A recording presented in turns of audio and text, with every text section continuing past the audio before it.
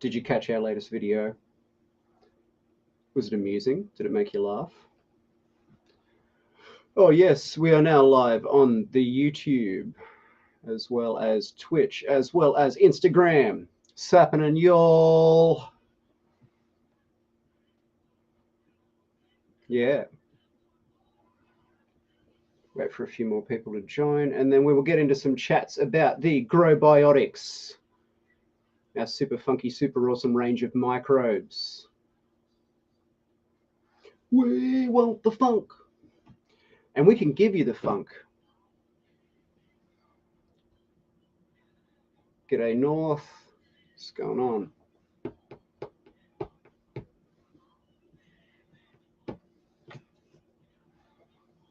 Yes. G'day Leon.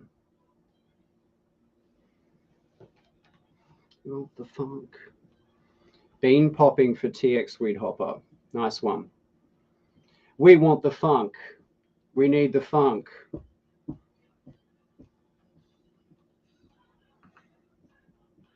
Hey, we've got one person over on the YouTube. What's going on? You got a real type of thing going down, heading down. You like my glasses?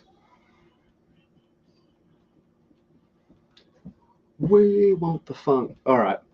All right. Turn that down a little bit. How you going, y'all? How was your week? You have fun? How's your Sunday going? G'day, Ozio. Oh no, it's Ozio. What's going on? What's happening? All right. Yeah. So I figured, since I did a fun little video on the Mojo, that we could chat about our GRO-BIOTICS, our super awesome, super funky range of microbes. Not only do we make some really killer dirt, we also make some really, really banger microbes and additives. So yeah, we can go over that a little bit. We've got in that range, there is the Rhizomojo, there is the dark matter, and there is the antimatter. All have specific purposes and formulations for different aspects of your grow. G'day, Howler. Thank you, Ozio. I'm still a little hoarse from filming it. All right, stop sharing the asset now. Cool. All right, let's see if we can wrangle this thing. I updated the logo too. We've got the new logo happening. Oh, somebody else over on the YouTube. What's happening, y'all? Hey, I appreciate that, Howler. Rightio. So we can start with the Mojo. A banging little additive. So yeah, fun little video that we did on that one. G'day Cause and g'day Unhaste Autos. We tried to encapsulate the vibe of Mojo into a video.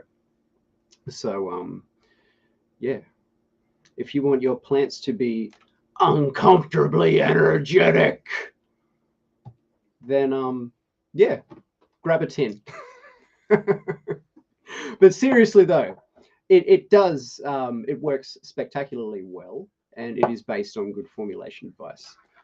So it contains not only rhizobacteria, which are designed to solubilize and fix nutrients in the root zone, so helping unlock stuff that's already in the soil, and also helping fix, it has the capability, for instance, to fix atmospheric nitrogen. So yeah, getting more from less without having to add more fertilizer, just simply making better use of the fertilizer that's there. So that's part of the formulation, and then you've also got, my headphones stopped working. Why? There we go.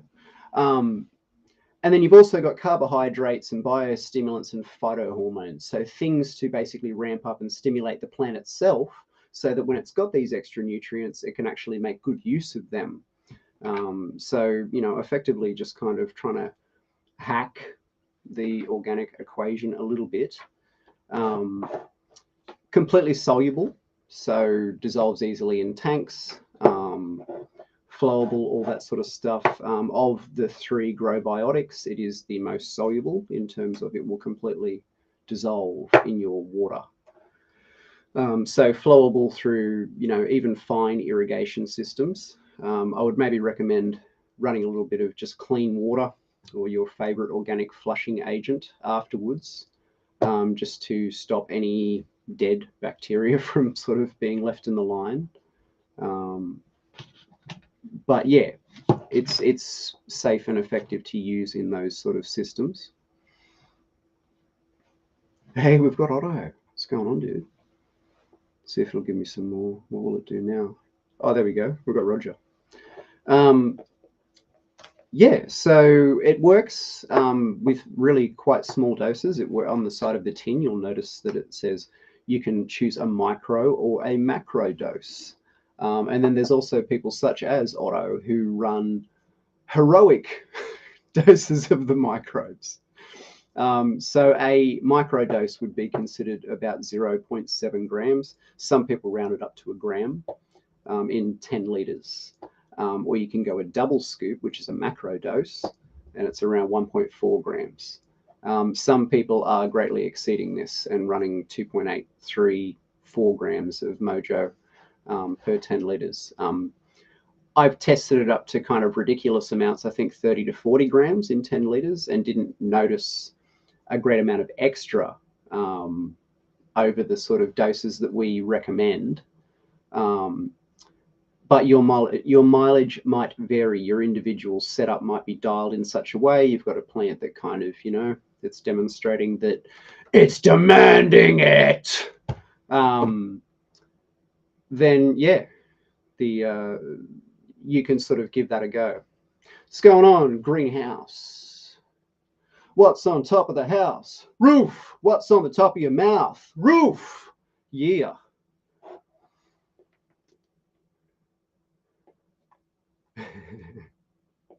Yeah. So many people they message me all the time and say, I'm running heaps more in terms of dosage than what you recommend, and my plants are doing X, Y, and Z, all with positive emojis.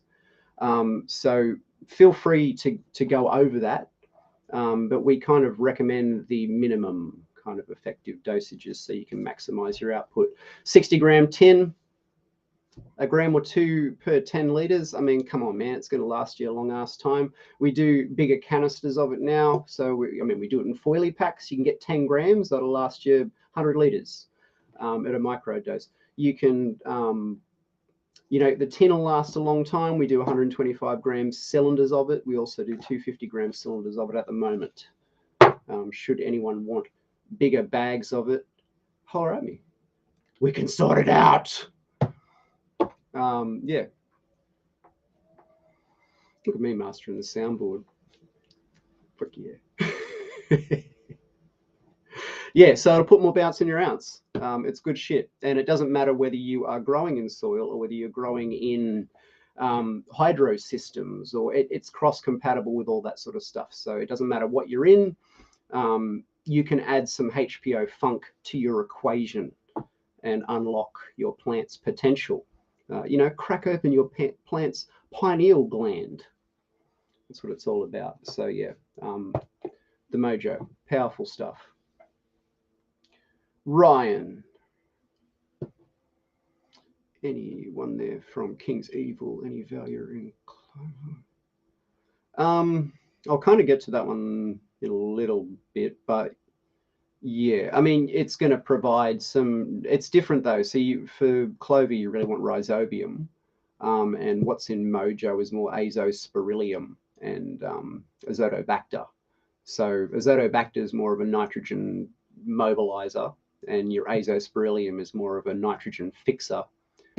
So directly fixing atmospheric nitrogen.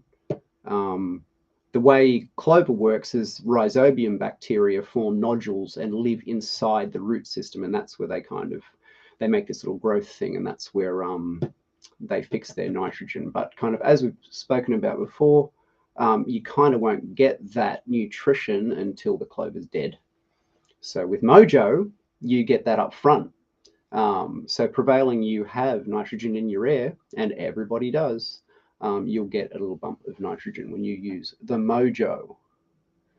Grow Green Daddy, what's going on? And butt sack, what's going on, dude? Yeah. All right. So then we have the antimatter. You would be familiar with enzyme products. There's plenty of them on the market. Enzyme products are kind of nothing new. G'day, sheer organic. But they kind of are all kind of similar, and they kind of all have a common flaw in terms of, for the most part, they're all a liquid enzyme formulation. And the trouble with that is enzymes are not stable when they are bottled. So they deactivate quite quickly when they're actually in an aqueous solution. So depending on when you buy it and when it was manufactured, it may be or it may not be as effective as it could be. Also, there's different enzyme types. So I got Grow Green Daddy. And I think I said hi to Sheer Organic, but if I didn't, hi Sheer Organic. So different enzymes break down different things. Most of what you'll find are cellulitic enzymes, and so designed to break down dead root matter, because plant matter is mostly cellulose. So you have cellulytic enzymes to help break and degrade those things down into stuff that other microbes can eat. What makes antimatter super cool is it has a more diverse range of enzyme types. So you can break down stuff that you wouldn't break down with a regular enzyme product. And then there's also a living portion to it that continues working after the initial bump of readily active enzymes happen. It's a dry powder formulation, so it's a flowable dry powder. We've worked pretty hard to try and get it down as fine as we can.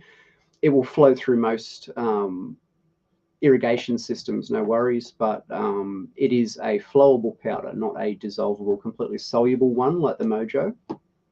So do sort of, bear that in mind. A inline filter is really what most people kind of do, just to take out any little residue. But yeah, so you have enzymes in there that obviously break down your cellulose and all that sort of stuff. You have ones that degrade sugars to other sugars. You have ones that break down fats. You also have one into fatty acids, and you have ones that break down proteins into amino acids. So why that's a really cool hack, and why I kind of use it once a week or recommend using it on a bi-weekly basis, if you can, or weekly. Some people even run it more often, is with your organics, so the amendments that are in the soil, and particularly things like top dressings. They are made up of the things that antimatter is designed to break down. So for instance, proteins, that's anything that is a natural nitrogen source. So your blood meal, for instance, protein, nitrogen, protein. It's made up of amino acids, and so antimatter degrades that, or breaks it down into it basically gets that whole process done quicker, so you can kind of supercharge the amendments into your plants. Even things that are already in the soil, it will make those more available. That's just the dry enzyme portion, and so because it's a dry powder formulation, those enzymes are only activated when you first add it to your tank, rather than them already potentially have been deactivated. And then there's a living portion to it, so there are some quite aggressive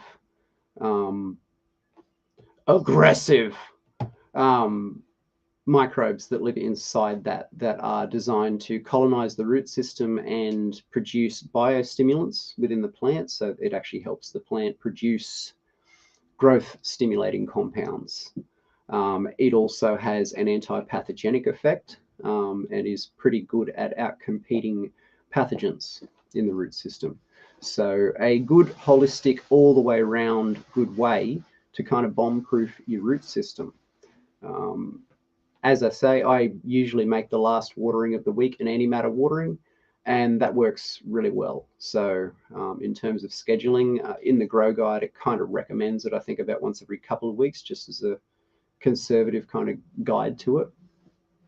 But yeah, antimatter kicks ass. It's been on the market a while now, a couple of years, and has some, a pretty good amount of people that like to use it. But if you haven't tried it, I would really recommend giving it a go. There's people that are using it in DWC, in NFT systems, not non-fungible tokens. I mean, nutrient film technique. Cocoa, it works really well in that. So yeah, it again works across more than just soil, and works well even in arrangements where it's not organic. The preferable way I like to do it is to just use it as a drench. Some people will actually top dress it a little bit, so put a little scoop around their plants and water it in. There's a few different ways that you can kind of go about it, but yeah, safe and easy and effective to use, and contains a few other key ingredients that are pretty good too. So things, again, different kinds of carbohydrates. It's got chitosan in it, so it tends to help with. It's got fungal and crustacean-derived chitosan, which really does help with the plant's immunity, and it also seems to promote a quality factor. So that's something that we've kind of noticed with it. So yeah, it's a good one. A molecular particle generator for your root system. Also tends to be used by some people too, before I get off that, as a root stimulating compound for doing organic clones. So if you're wanting to not use PGR-based compounds or chemical fungicides for your cloning, you can use antimatter. It's a good product for that. So similar to a root powder.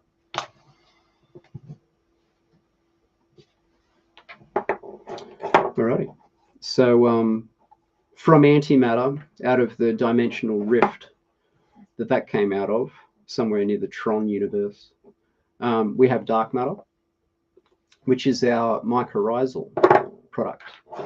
So mycorrhizal, but with a twist, because that's how we roll.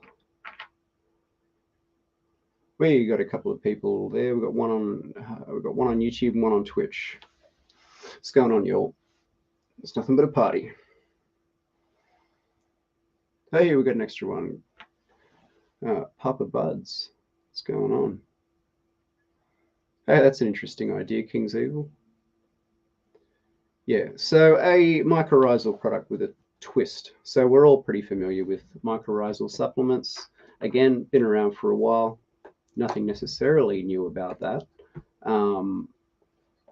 But dark matter is more than just a mycorrhizal supplement. So it contains a pretty huge variety of different endo and ecto mycorrhizal fungi. So the things that symbiotically attach to the roots and help get the nutrients in there, as well as things that live on and in around roots, but also help with pathogens, pest prevention, and there's even some stuff in there that acts as a biocide, so has a sort of down pressure effect on pests. That's the Beauveria bassiana portion of it. It contains IMO, so in tradition of K&F stuff, it does contain a small amount of harvested indigenous microorganisms, as well as lab-grown ones. So you get an even unquantifiable, I guess, without gene sequencing, amount of other microbes. We add that same blend to our grow dirt soils when we're making them. So if you have used, if you've used those, then you have that. So yeah, you have huge diversity of endo and ecto mycorrhizal fungi. You also have rhizobacteria. So there's a rhizobacterial portion different to the mojo that provides support in doing a lot of similar functions, but kind of in a different way. Rhizomojo has different species than what dark matter does. Another unique thing about it is that it has a different base to what a lot of mycorrhizal stuff does. So a lot of mycorrhizal stuff is just simply a powder base, like an inert powder. It might be talc, it might be diatomaceous earth, lignite, whatever. Dark matter is predominantly stuff that microbes eat or can live in. So there is a micronized biochar portion. What that does that's pretty cool is it basically turns, if your root system, your pot is a room, it's a room amplifier. So it goes in there and basically amplifies the space that microbes have to grow into. So it adds a huge amount of carbon, but because of the nature of the micronized biochar, it actually provides a lot more surface area. So even in an instance like completely inert cocoa, adding dark matter to it gives microbes, especially the ones that live in it, an immediate place for them to live. So yeah, a room amplifier. It's also got sugars in there that are sort of more tailored to feeding the kinds of microbes that live in there. And it's quite powerful, so I don't necessarily use it very often. So anywhere between 2 to 6 times a crop cycle works great. Some people run it weekly if they are running it sort of alongside salt-based nutrients. But yeah, in soil, really, every couple of weeks is absolutely plenty. And really at transplant time is the main time that I try and focus on using it.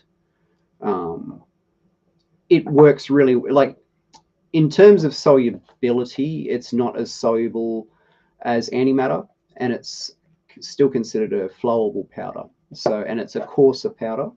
We've done our best to sort of get it down as fine as possible, but it is a coarser powder than what antimatter is.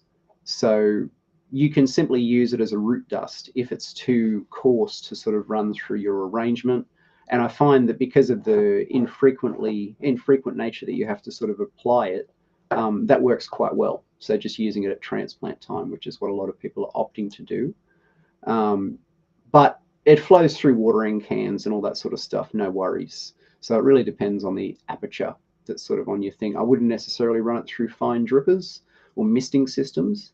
But yeah, it sort of bears mentioning that that's, I suppose, one of the slight bugs of the product. But yeah, it's a powerful root inoculant and has a great amount of benefit, sort of wide ranging. So nutrient solubilization, mobilization, pathogen and pest prevention, and just sort of overall a good platform, like a good springboard for your plants to get started on. Effective whether you're using it on pre-inoculated soil, on used soil. I like to sort of add a bit when re-amending. Yeah, so a good one to sort of try and get in there at least a couple of times a cycle. Even if you only use it twice, we've seen huge benefit from that. So yeah, your mileage might vary in terms of how often you apply it, but yeah, a little goes a long way with that product. G'day, Golden Gardens. Yeah, so that's kind of all 3 of them. Hey, we've got a comment over on the YouTube too, see if I can't respond.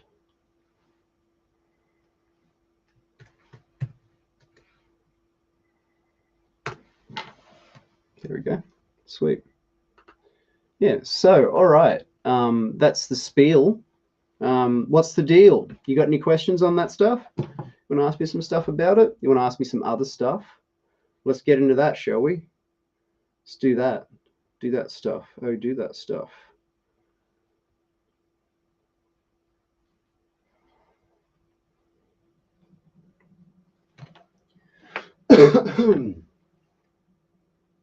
Need to instigate the cough button.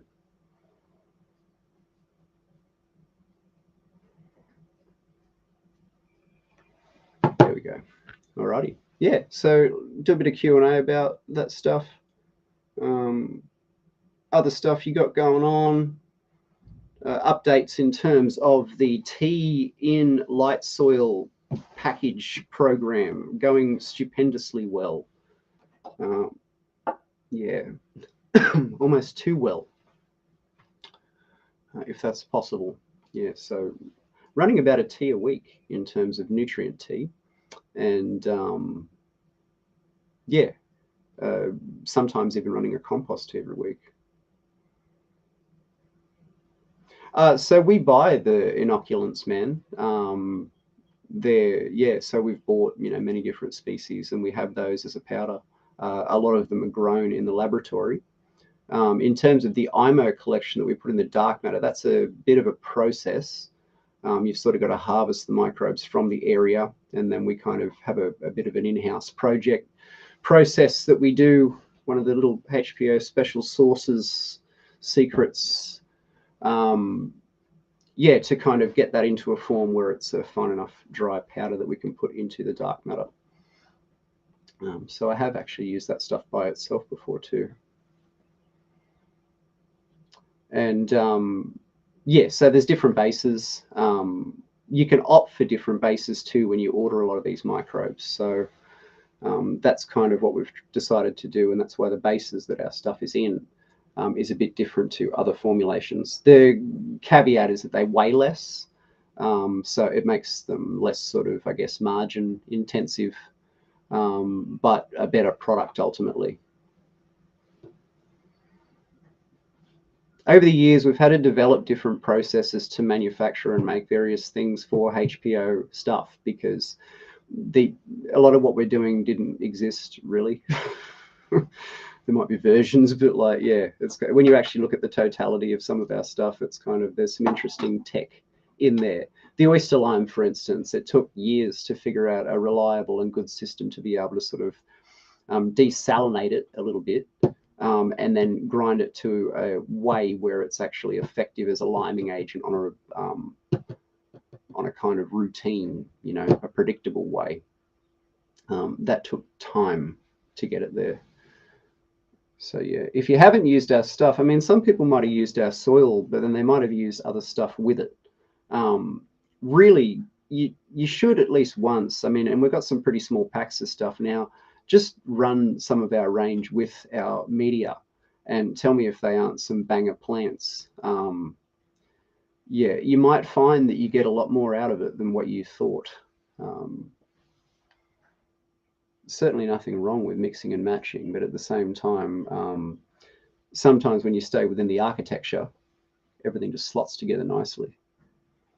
G'day, Coco.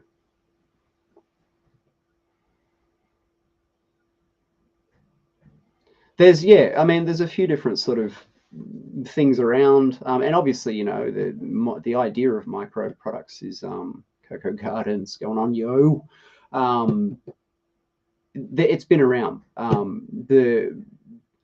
The formulations that we're offering, though, are quite effective, and they're more wide encompassing. So kind of what we do with HPO stuff is we just go, all right, how much stuff can we cram into a dose? We don't believe in dead space, so our products are what I call no negative space products. What's going on, Dankton? Yeah. No negative space products. So we don't put fillers in there. So the GRO-BIOTICS full spectrum, for instance, there's not really materials in there that you could classify as fillers. Even the perlite is in there for a purpose. We certainly wouldn't be putting granulated cork in there at a semi-decent expense for as a filler. So yeah, that with the microbe products, same deal. We're trying to give you as much as we can per dose. We realize that your money doesn't stretch as far as it used to. We also suffer with that issue. And so rather than trying to make a cheap product that's barely effective, we make a really banger product that might be a little bit more expensive to buy, but when you use that, it's really effective. It works really well. So it does what it says on the tin, on the damn tin. So it's not just hype. And that means that your money goes further in actual use of the product. So that's cost versus value.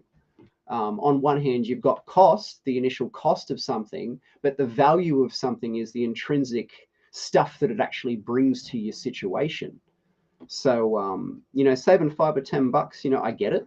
But at the same time, if you actually get, you know, say an extra zip at the end of your run by running one of our products, then, you know, that accounts to a lot more than the 5 or 10 you would have saved.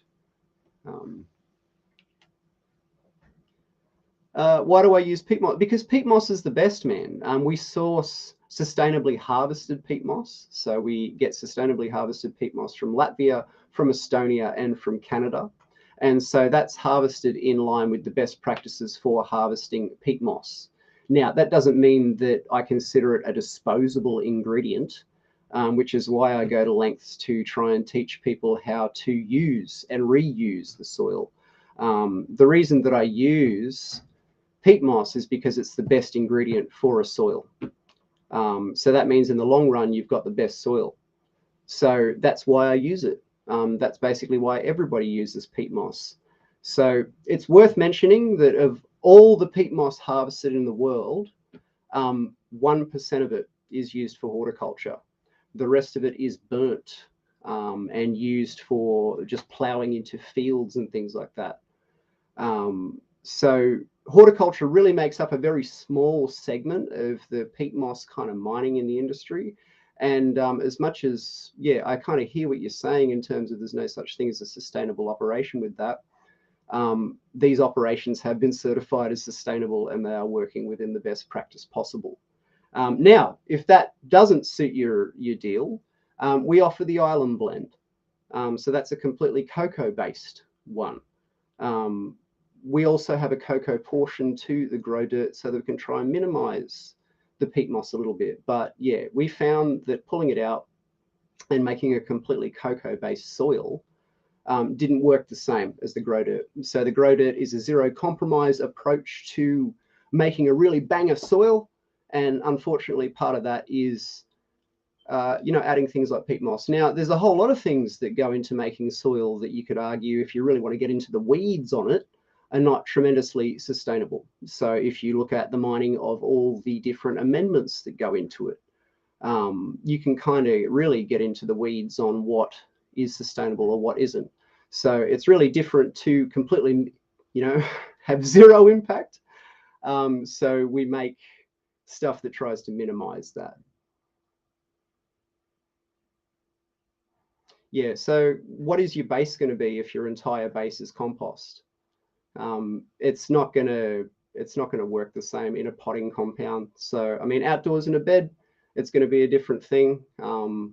Yeah, that's what I would say.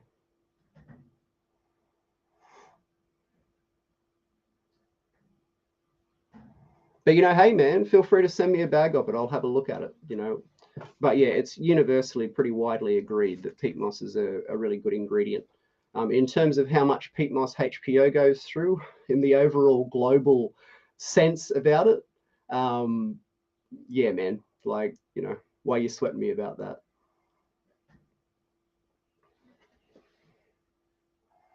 So, you know, if you want to have zero impact, kind of just don't go anywhere, don't do anything, don't move, and kind of just don't exist. And then you'll achieve zero impact. Um,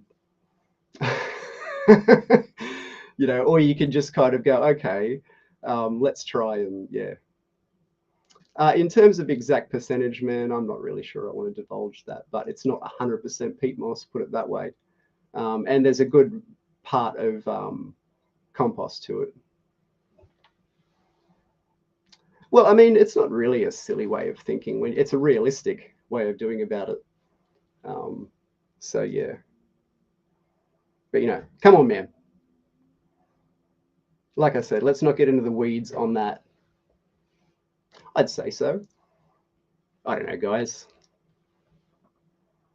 Yes, I make my own soil, dude, but I mean formulation stuff, you know, in terms of we're not using a Coots blend, so I'm not going to sort of, you know, divulge every little detail about every ingredient that I use. We do offer analysis, though. We get our stuff analyzed by SWEP.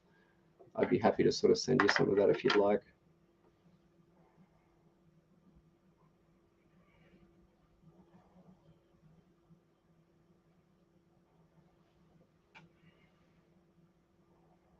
Rightio.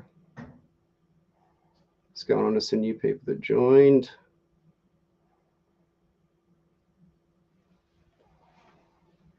Yeah, so the thing about it is that you can sort of recycle stuff. Over the past, I've kind of suggested some other different blends that you can use. So you can use bark chips, a whole bunch of different stuff. Part of the problem I found with using bark chips when you're making a potting compound is that they break down pretty quickly. So it kind of, out in a native soil arrangement outside, you can have a bit more wide arrangement of bases that seem to be more effective. But in pots, it's kind of hard. You kind of have to have stuff that's going to hang in there.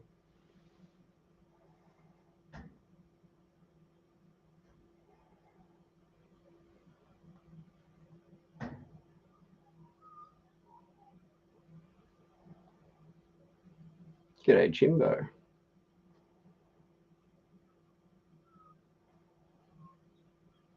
We welcome lively discussion, but what I would say is we welcome respectful discussion as well. So, you know, come on, man. It's my Sunday. You know, I come on here to sort of hang out with y'all. I don't come here to be combative.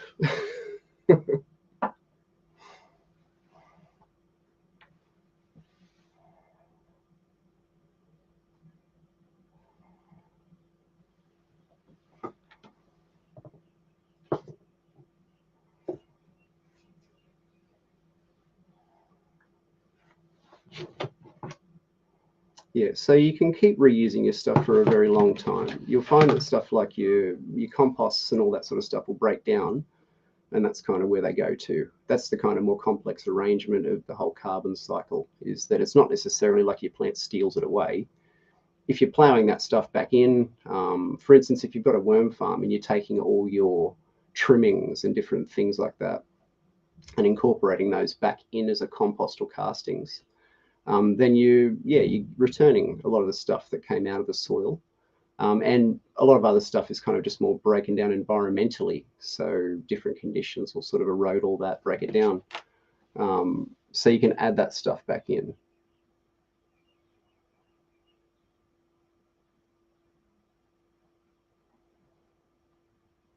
Oh, I missed a few people too. I didn't wave at Dankton. I didn't wave at Dojo. What's going on, Dojo?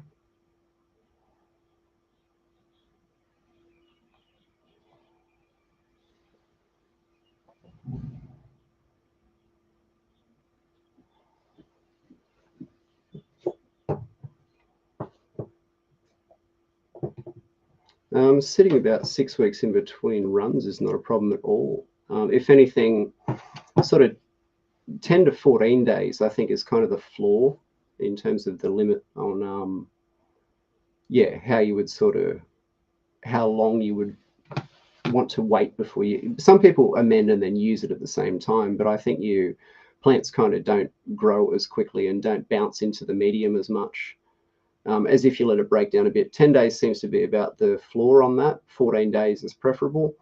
6 to 8 weeks is great. If you've got 3 months, hell, let it sit around. The trick is not letting it dry out, and preferably keeping it somewhere at room temp works quite well. So obviously microbes grow better at temperatures that kind of favor the growth of microbes. If you've got it in a -2 shed, and it's in 20% humidity because it's so cold, it's probably not going to, it's probably not going to perform as well as if you kept it somewhere warm, or at least be as lively when you first do it. So that would be the main tip on if you're going to extended store it, would be just try and keep it from drying out, add a bit of moisture to it before you put it away. Don't lock it up so it's completely airtight. Soil obviously needs to breathe. But keep it covered so it doesn't sort of all evaporate super quickly. G'day, Smokin'.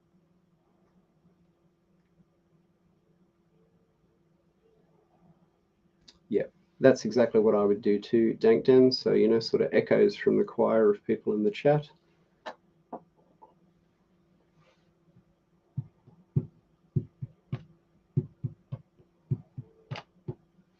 But I mean, longer normally isn't a problem. Longer can become a problem if you just let the soil completely dry out, because you're sort of not caring for it. But um, treat it like a living thing, and because it is, and it'll reward you kind of back a little bit. That's kind of the thing about soil. It's a little bit, you could say, fickle or difficult, but that's just kind of the way of it.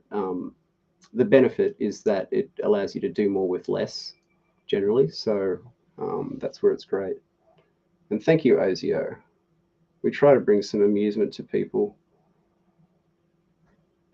We're not always going to 100% agree on everything, but I'm sure we can all be friends in the end, right? Don't be salty.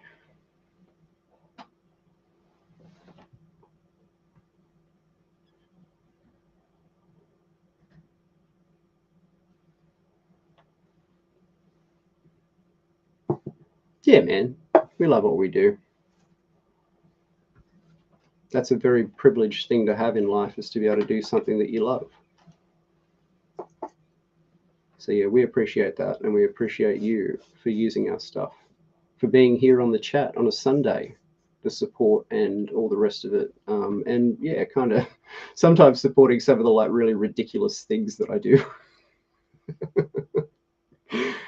So yeah, I do appreciate people coming along on the ride. We're always trying to come up with some new things too. So if there might be some stuff over the next few weeks that'll sort of surprise you, that pertains to some of these discussions that we've had.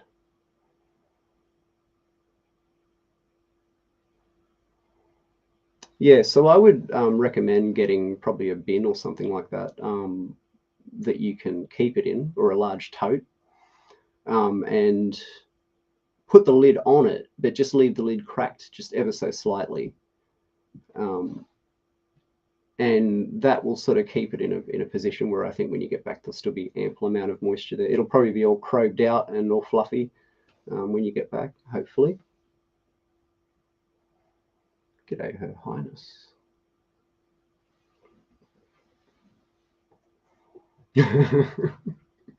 King's Evil's ready.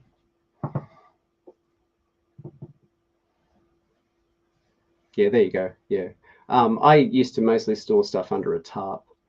So you would sort of have to routinely check that depending on how well you folded up the sides and what time of year it was. But yeah, if you're doing batches that'll sort of fit in a bin or something like that, or a tote, you can get some pretty big totes. What I would say is pick the ones that are sturdy. So the Rubbermaid ones are a better investment. The bunker box ones are kind of okay. But yeah.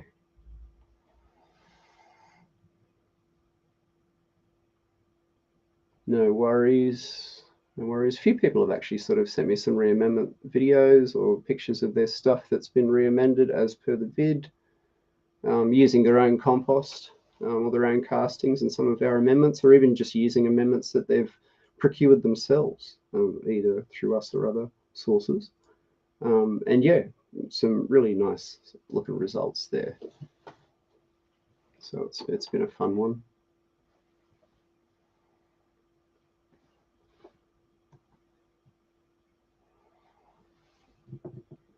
Yeah, I wasn't going to let today go without listening to the Brothers Cup and Yertle the Turtle. That will be coming up soon on this pirate radio station. We've commandeered a small section of the metaverse to propagate microbial action through your ears. Can you feel the filaments? They're sort of digging into your brain right now. Don't worry, it's fine.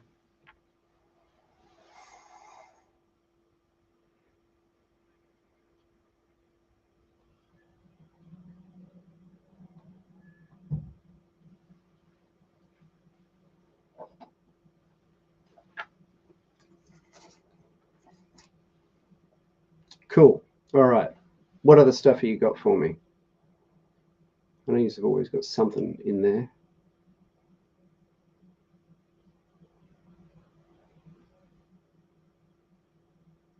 We are the Brothers Cup. We like to get it on.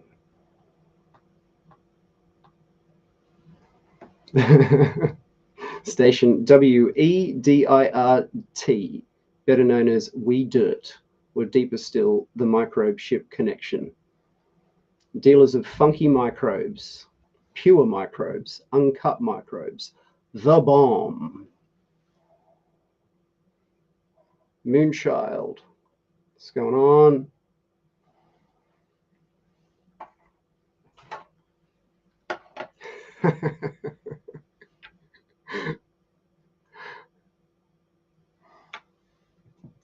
Yeah. How long is it? Too long to veg is 8 months. Yeah. So, I mean, it depends on your doses of mojo. If your plants are growing abnormally fast, then, you know, that might be too long, and unless you're trying to fill a kilometre wide greenhouse. But I mean, otherwise, man, do you think, you know, mother plants can live for a long, long time? A lot of people are recycling their mothers about every 3 months. But yeah, the thing. Well, I mean, Dankden, his channel is called Grow Green Daddy. There's nothing in there about Bloom. We're still yet to see Bloom Green Daddy. So true to type, I say. Doing what it says on the label, I say.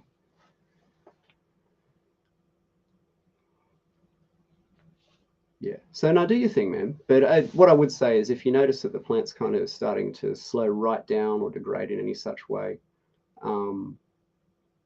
that's probably a good time to look at like cloning it again and getting that cycle over again. If you let plants slow down too much and kind of just let them sit there and stagnate, then sometimes you'll get some genetic drift, which, I mean, it kind of happens over time depending on the strain anyway, but it seems to intensify and make that worse. So best practice with your mums is keeping them strongly and actively vegetating. That's the main job of it.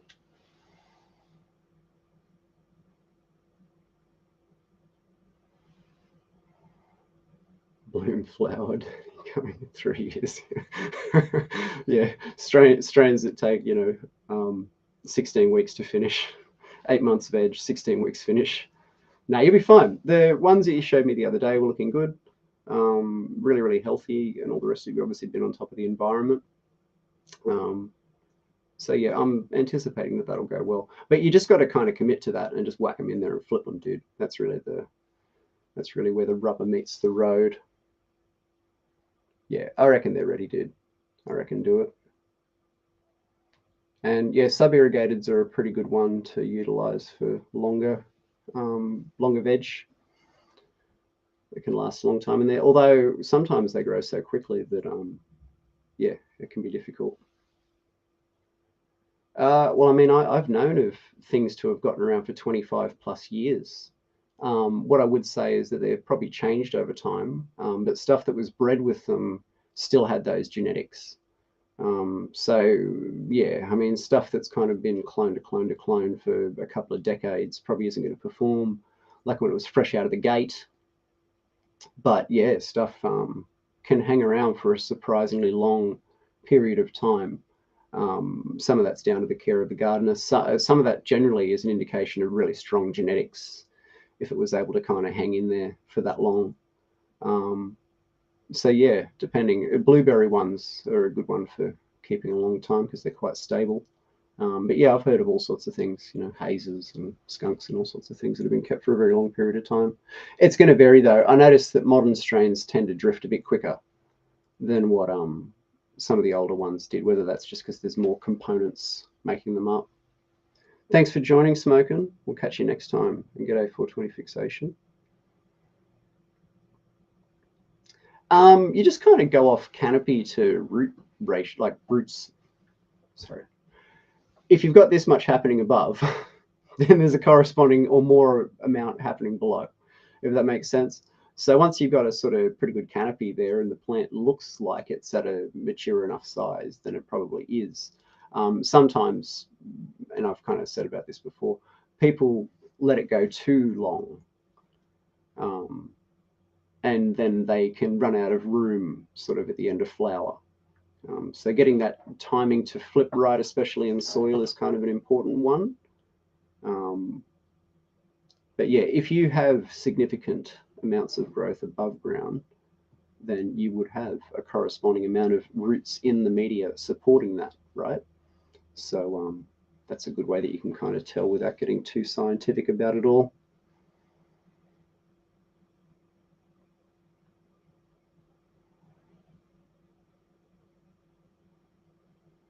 Yeah. Yeah, maybe if you got a veg for 8 months, snooze the mojo a little.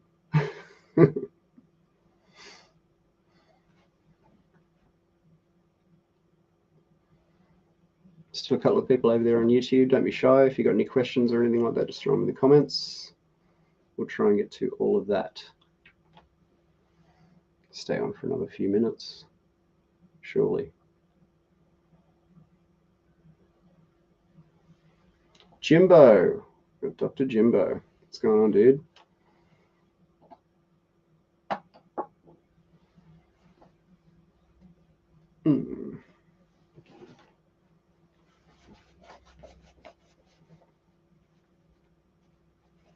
Oh, steel skin.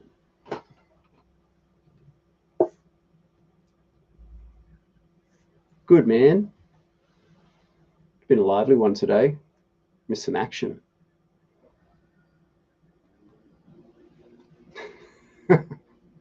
Causing too much of a ruckus. I went over the GRO-BIOTICS, man. So I'm here hanging out with the tins. I figured because I whacked up that Mojo video, channeling my best Ric Flair, that yeah, I'd go over those. And now we're just kind of doing like a general Q&A. So yeah, we've answered some wide-ranging topics today, haven't we, people?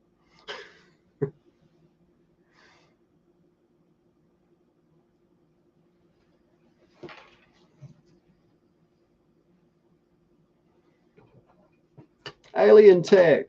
What's going on, bro? Hey, Alien Tech, for all your dab wares, they make mad stuff for that. Yeah, I've got a cool tray from them. I've got cool little dab cleaner, like cotton tip things. Yeah, a bunch of different stuff. Good papers too. Good papers. Yeah, I might leave this one up, Jimbo. Might.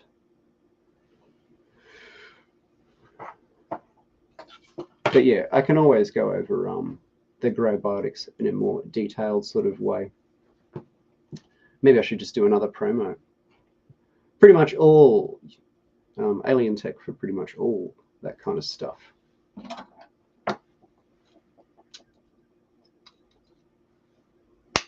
Shout outs to other Australians doing Australian things. Dingo Danny, what's going on, bro? Oh, y'all. Do you like the new logo? I mean, we've kind of been using that for a while anyway. I kind of figured I would update it though officially on the Instagram and across the other things. I like it. What's going on, dude? Yeah, yeah.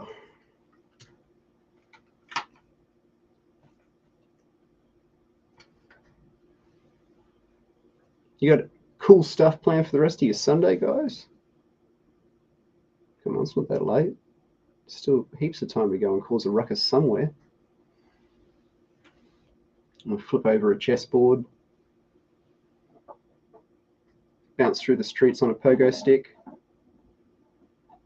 ride a scooter with, you know, sparklers. Possibilities are endless. Thanks, Alien Tech. Sound from the ground to the pound, yo.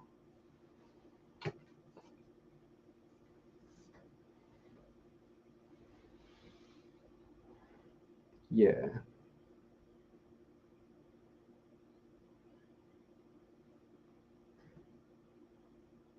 Some people have tried the pre-activation technique with their top dressings too.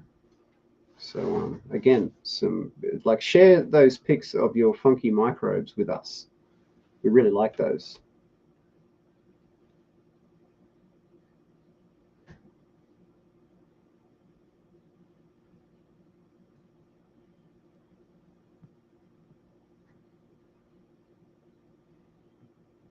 All right. We have to find a right out. It's one of those things. I'll keep getting more and more and more copyright restrictions, but you know, come on. Half of this stuff, they should be stoked that I'm playing it.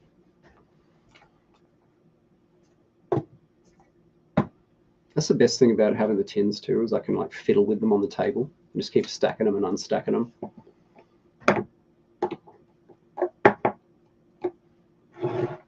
Yeah. The caddy tins are a super fun way to do it too. We consider them a collector tin. So, you know, rinse them out, throw them in the dishwasher when you're done, and you can store other stuff in there. Get creative with that. You know, I'm sure you can think of something that you can store in there, right?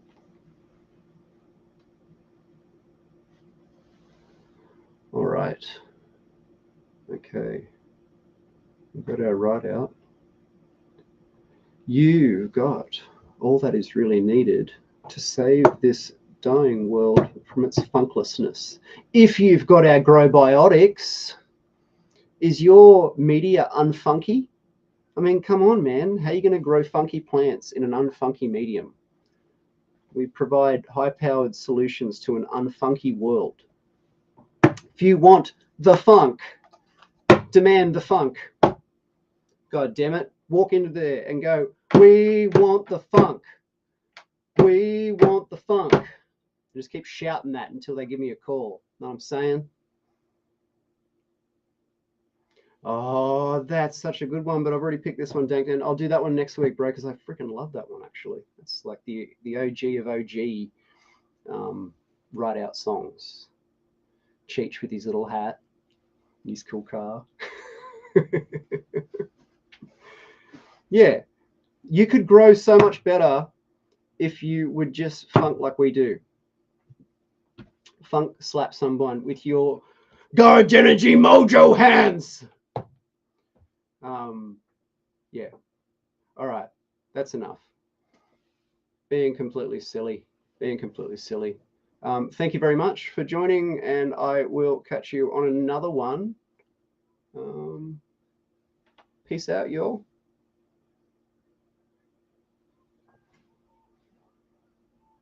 Give up the funk, you punk.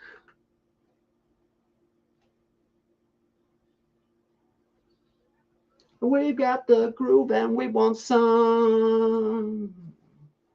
And fuck you and you're obsolete, and we're out of time. I'm gonna take your funk and make it mine.